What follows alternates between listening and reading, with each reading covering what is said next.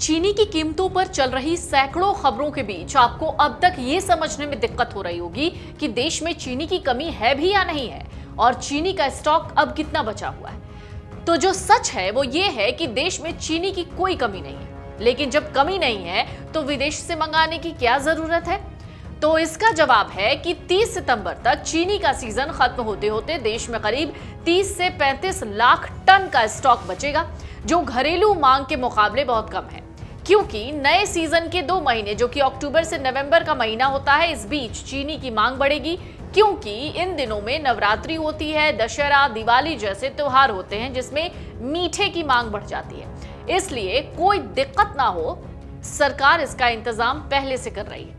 कीमतों पर लगाम कसने के लिए केंद्र सरकार ने तुरंत 10 लाख टन कच्ची चीनी के ड्यूटी फ्री इंपोर्ट की इजाजत दे दी है और कारोबारियों पर स्टॉक लिमिट ठोक दी है।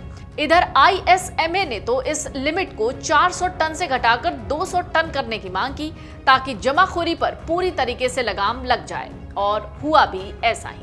अब सवाल ये है कि ये किसने कहा कि देश में चीनी की कमी नहीं है?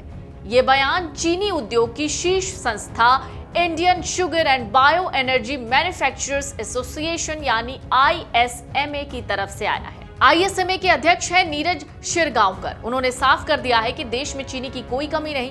बाजार में असल खेल सट्टेबाजी और पैनिक बाइंग यानी घबराहट में खरीदारी की वजह से है। बाजार में जानबूझकर किल्लत का ऐसा माहौल बनाया गया कि थोक खरीदारों ने डर कर 1.5-2 महीने का एडवांस स्टॉक गोदामों में रख लिया। नतीजा ये हुआ, बाजार में एक नकली कमी खड़ी हो गई, जिसे हम आर्टिफिशियल स्कार्सिटी कहते हैं, और चीनी का रेट बढ़ गया।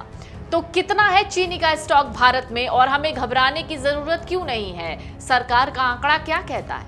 अगर आंकड़े देखेंगे तो देश में चीनी की कोई कमी नजर नहीं आती। मार्केटिंग फाइनेंशियल ईयर 2025 से 26 में एथेनॉल डाइवर्जन के बाद देश का शुद्ध चीनी उत्पादन करीब 279 लाख टन रहने का अनुमान है। हमारी सालाना चीनी खपत 280 से 285 लाख टन है। सीजन की शुरुआत 50 लाख टन के ओपनिंग स्टॉक से हुई थी और सितंबर के अंत तक देश के पास करीब 35 लाख टन का सरप्लस क्लोजिंग स्टॉक सुरक्षित रहेगा। इस तरह कुल उत्पादन और सरप्लस स्टॉक को मिलाकर देखेंगे तो देश में घरेलू खपत के लिए पर्याप्त चीनी मौजूद है। हालांकि महाराष्ट्र में कम पेराई और यूपी में गन्ने की फसल पर रेड रॉट की मार से कुल अनुमान 345 लाख टन से घटकर 309 लाख टन जरूर रहा, लेकिन ये घरेलू मांग पूरी करने के लिए काफी है। तो इंडियन शुगर मिल्स एसोसिएशन इस्मा के प्रेसिडेंट नीरज शिरगांवकर ने कहा कि 1 अगस्त तक लगभग 3.5 महीने का स्टॉक मौजूद था। सितंबर अक्टूबर में त्योहारों के दौरान मांग बढ़ने से पहले सरकार ने 10 लाख टन ड्यूटी फ्री कच्ची चीनी यानी रॉ शुगर के इंपोर्ट की इजाजत दी है। इसके अलावा इस्मा के डीजी दीपक बल्लानी कहते हैं कि मौजूदा सीजन में हमारा प्रोडक्शन लगभग 279 लाख टन होने की उम्मीद है।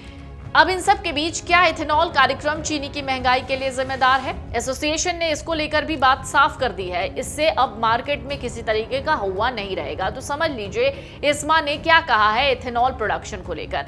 इथेनॉल सब मिश्रण कार्यक्रम यानी ईबीपी चीनी की कीमतों में बढ़ोतरी के लिए जिम्मेदार नहीं है, ये इस्मा का कहना है। इथेनॉल के लिए चीनी का डाइवर्जन पहले से ही कुल उपलब्धता के आधार पर तय किया जाता है। अब इस कार्यक्रम में अनाज की हिस्सेदारी बढ़ गई है और 75% हो गई है, जबकि चीनी का हिस्सा केवल 25% है। इथेनॉल राजस्व से मिलों ने 20 अगस्त 2026 तक किसानों के 97% बकाये का भुगतान कर दिया है।